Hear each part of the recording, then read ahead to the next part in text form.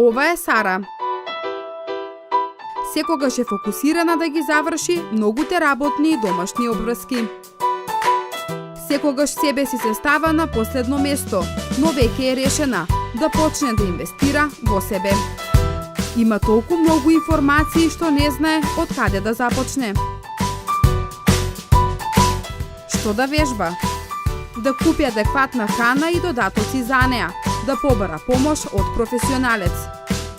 Има нешто што ќе инспирира и поттикне, а тоа е здрави навики на К1 телевизија.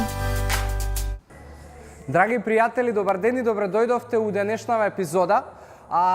Во овие епизоди ќе како што знаете, зборуваме за она што многу од луѓето ги можеби ги оптеретува или ги инспирира или ги мотивира во делот на исхраната, на активниот животен стил и се што значи добро здравје и добра состојба на телото и духот. Она што во денешнава епизода ми дојде идеја и инспирација да зборувам е една многу интересна тема, односно еден многу интересен и супер изговор кој што луѓето си го даваме зошто можеби имаме или немаме одредени појави, проблеми со изглед, со здравје и така натаму, а тоа е стресот. Свесни сте дека многу од нас во денешно време живееме во некакво стресно време, од причина што имаме голема динамика, многу технологија која што ни дозволува да достапуваме многу до информациите брзо и сето тоа да можеби ни придонесува за потреба да ние многу брзо се менуваме и сето тоа денешно време ни предизвикува стрес. Но она што денеска е општо прифатено е дека стресот практично огромен број на луѓе го доживуваат како причината поради која што можеби имаат проблеми со здравје, причината поради која што можеби имаат проблеми со изглед и така натаму, затоа што сметаат дека стресот влијае на тоа како нивното тело реагира. И да бидам искрен, да, стресот има голема улога и стресот денеска е присутен, но една друга работа и факт кој што е непобивлив е моментот дека реално ние не можеме да влијаеме на многуте промени кои што се случуваат, единствено на што можеме да влијаеме сме самите ние. И тоа што сакам во превод да го кажам со ова е дека стресот ќе го имало и можеби во иднина ќе биде уште поактивен и уште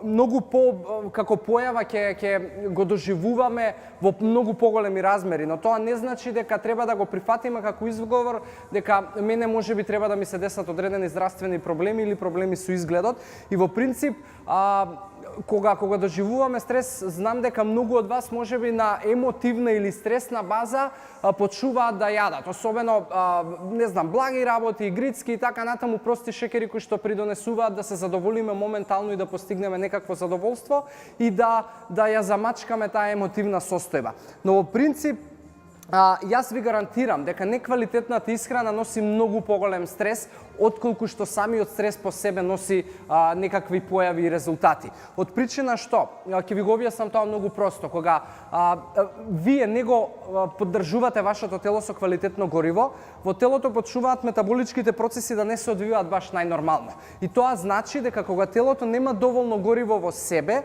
почнува мозокот да се става во мод на преживување. Односно, е во потполна готовност на телото да ги приметува сите дразби.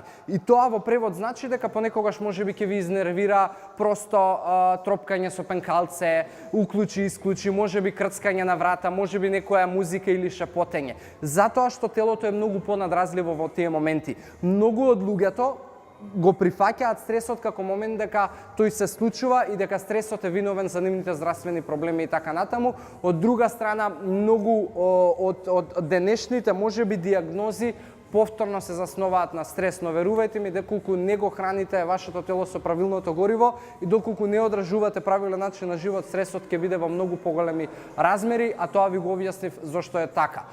Она што мене ми е идејата во ова шоу и со сите овие епизоди кои што ги правиме, не е да можеби ви помогнам во тоа како да направиме уште повеќе изговори, да ви помогнам во тоа да си се прифатиме такви какви што сме, туку напротив да ви помогнам да ги исклучите сите изговори и да прифатите дека целата одговорност врз тоа како изгледаме и како се чувствуваме е наша. Така да мислам дека во оваа тема стрес ќе ви помогнам да се освестите себе си дека практично стресот не е тоа што ни се случува, туку како ние реагираме на него и какви предуслови создаваме за да го доживуваме стресот. Така да фала ви што не следите. Се гледаме во следна епизода, до тогаш останете со здрави, квалитетни животни навики и фала ви за интеракцијата која што ни ја давате. Чао, чао!